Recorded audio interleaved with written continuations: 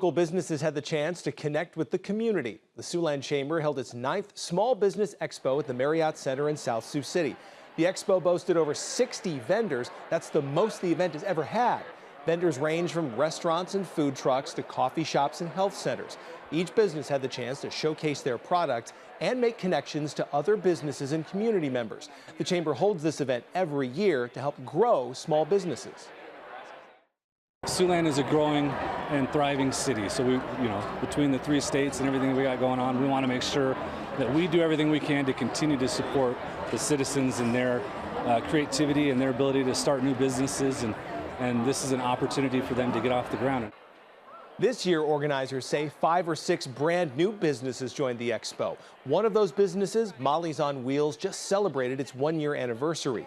Throughout the year, they've expanded from a catering company to a food truck. For Molly's, the expo was one way to get feedback on its food.